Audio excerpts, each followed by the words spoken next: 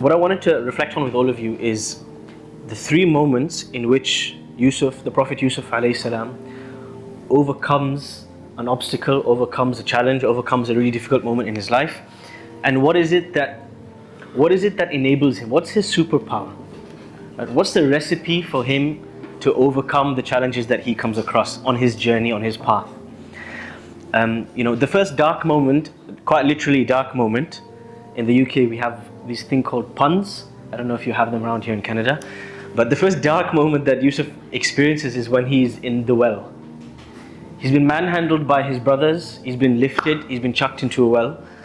And as he sat there in the bottom of the well, kind of just realizing what's just happened to him, and realizing that there's no easy way out.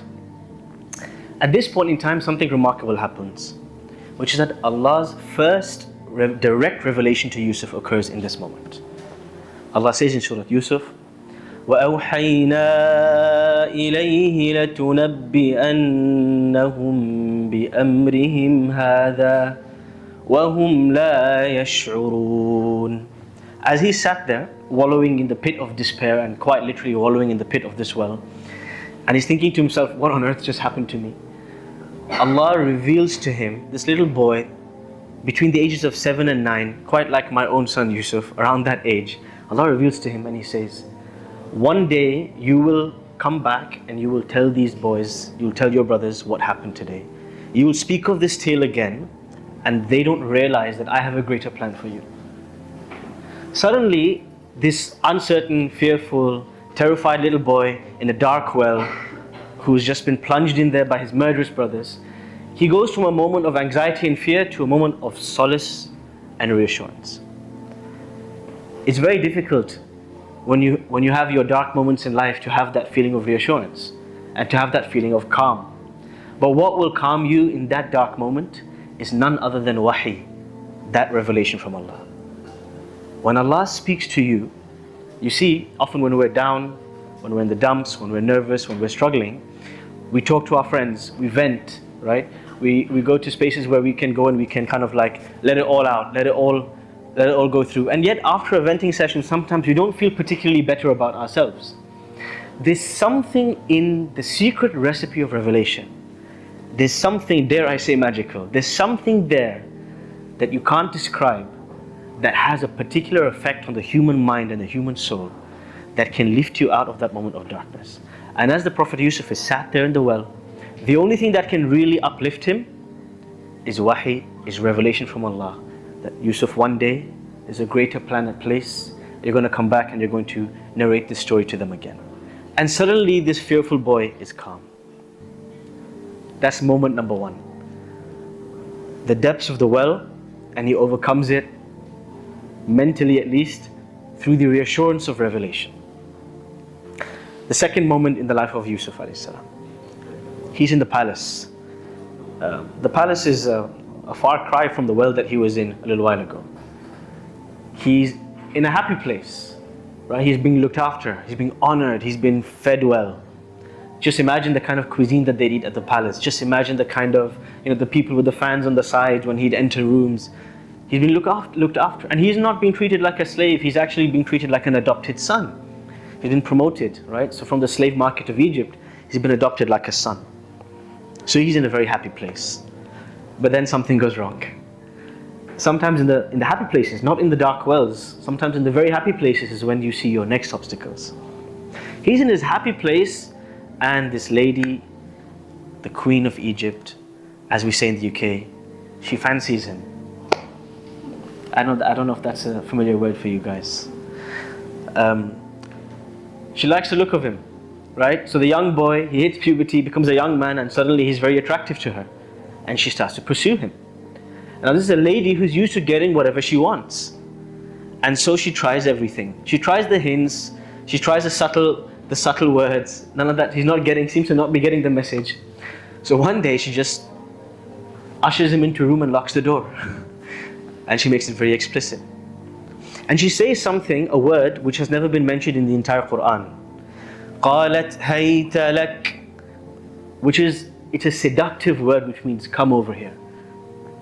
Now a young man in a palace with an attractive, wealthy woman of status who's literally locked the door and invited him to come and enjoy himself. It's extremely difficult. It's an extremely difficult test, the test of temptation. The tricky thing with the test of temptation is you don't realize it's there sometimes. It doesn't feel like a test because it's quite enjoyable. It doesn't feel like a test because there's something delightful, there's something sweet, there's something juicy about it. In contrast with being in the dark well, it's very clear that this is the test. But this is where the second superpower, the second secret of Yusuf alayhi salam comes to fore. قَالَ مَعَاذَ اللَّهِ إِنَّهُ رَبِّي أَحْسَنَ مَثْوَايَ إِنَّهُ لَا يُفْلِحُ الظَّالِمُونَ. He says literally, مَعَاذَ اللَّهِ, God protect me. In a moment in which you lose your senses, you lose your ability to think, the seductive energy is pulling you from every corner, he remembers Allah. If this isn't a miracle, I don't know what a miracle is. To remember Allah in that moment. He remembers Allah, and the reason he's able to think of Allah and be conscious of Allah is because this is a man who's always in the constant memory. Allah is in his constant memory. Allah isn't a distant memory for him. He's current affairs. Allah is current affairs for Yusuf. He's always on his mind. And so it's really difficult to yank him away from that because this is a state of being. He's constantly in a state of dhikr, min al-dhakirin. He's somebody who remembers God frequently. And somebody who remembers God frequently, they are the ones who remember God in the times in which you're supposed to forget about Him. Think of people in Gaza, bombs dropping from the sky. Most of us would lose our senses, completely lose our identity, lose everything about us. And somebody in Gaza stood there with the falling missiles and saying, Allah will protect us.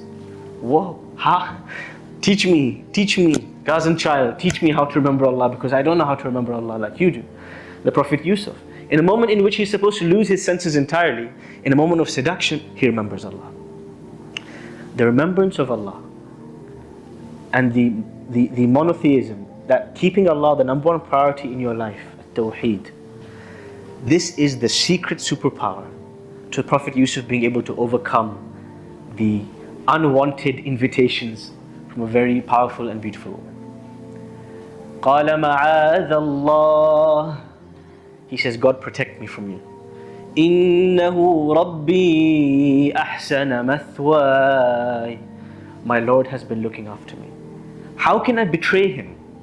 You see, often we equate it solely with a sense of fear. People say, fear God, fear Allah. He's not saying fear, he's not fearful at this moment, just fearful. He's saying, Allah's been so kind to me, how can I betray Him?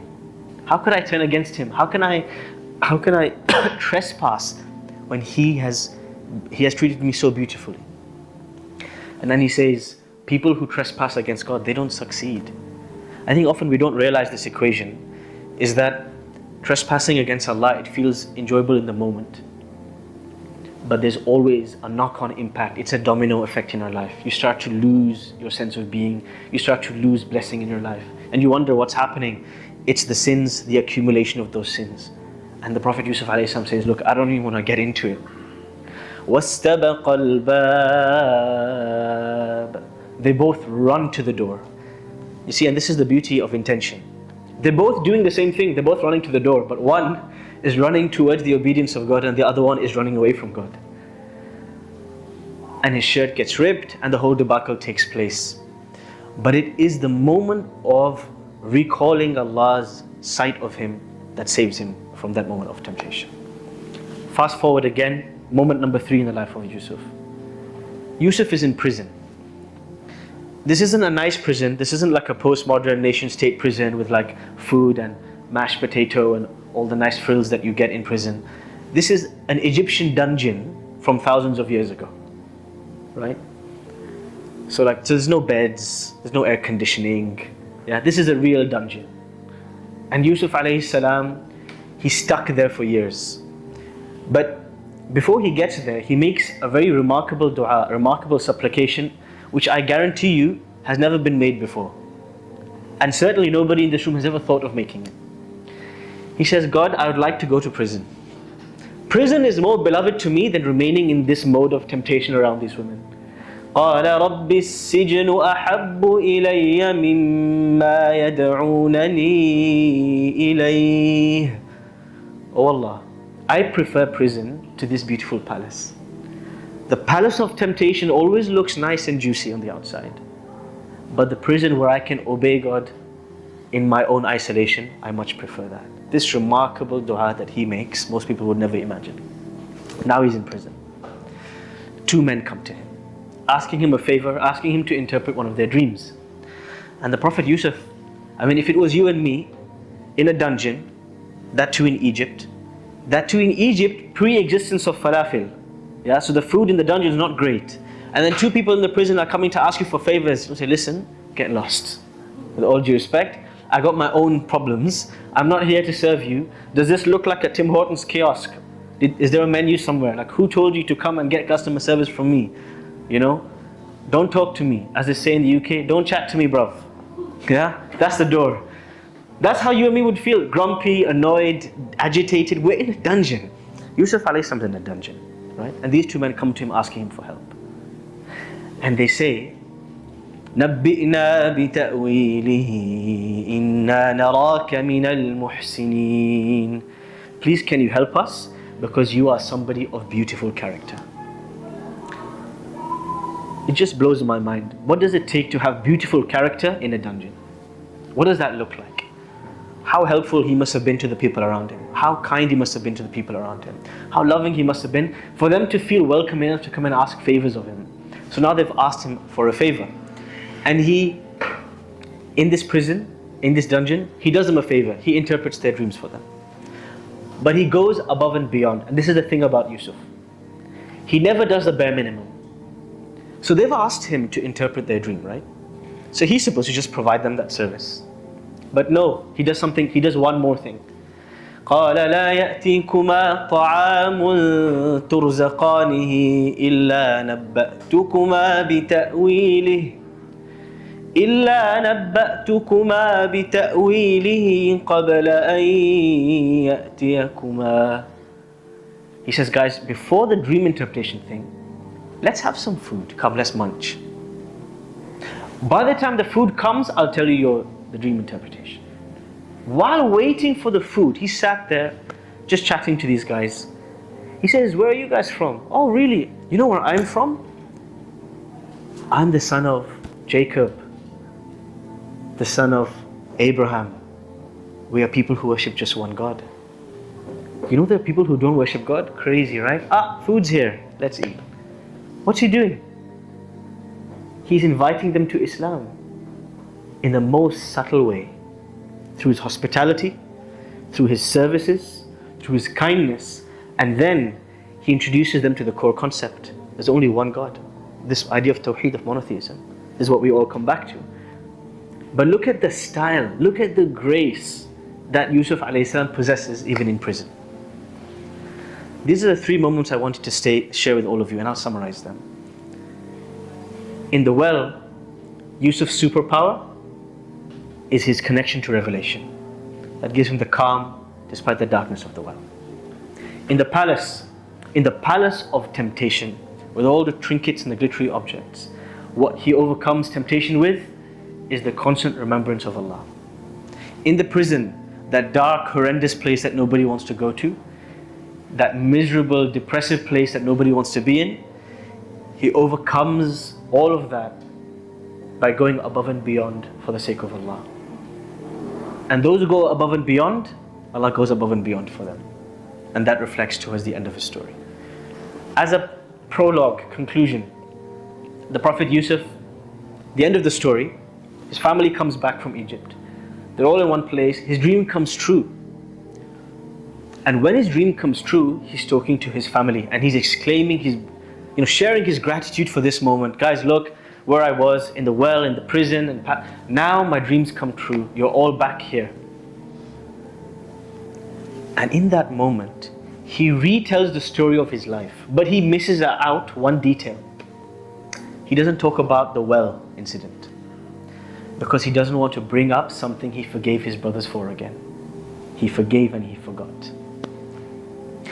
When he's describing the horrible moment in his life, he says, وَقَدْ أَحْسَنَ بِي إِذْ أَخْرَجَنِي مِنَ السِّجْنِ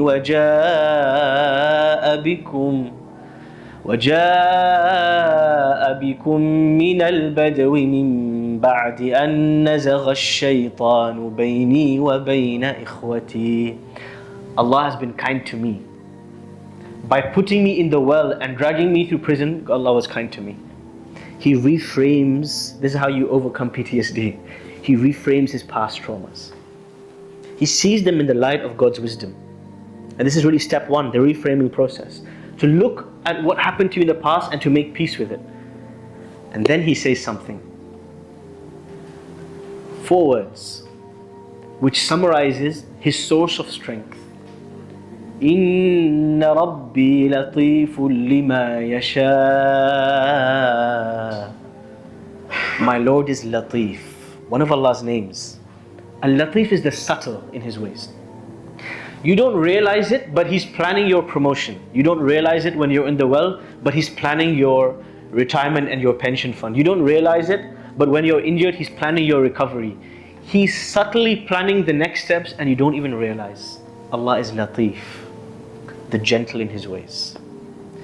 It's the names of Allah and His attachment to Allah that gets him through these tests and these obstacles. So the first, the well, his relationship with revelation, reassurance through revelation. In the prison, in the palace, his constant remembrance of Allah. And then at the end, when he gets into the prison, it's his desire to go above and beyond al-ihsan. And these are the 3 moments from Yusuf's life I wanted to share with all of you. I hope there's something there for all of you to plan your lives. And I'll open the floor now to questions, thoughts, suggestions, and critique. The Prophetic Path, all rights reserved. Copyright note. This video features unique editing, subtitles, and creative production by The Prophetic Path. While the original audio belongs to the respective speakers, the final edited version is our intellectual property. Reuse warning. Unauthorized re-uploading, downloading, or redistributing this video on any platform, YouTube, Facebook, etc., is strictly prohibited and may lead to a copyright strike. We encourage you to share the original video link to spread the message of Islam. Final message. Our content is designed for dawah and education under fair use guidelines. Let us respect the effort of creators and the wisdom of our scholars. If you enjoyed this reminder, please subscribe and share the original link. Re-uploading our edited content is not permitted.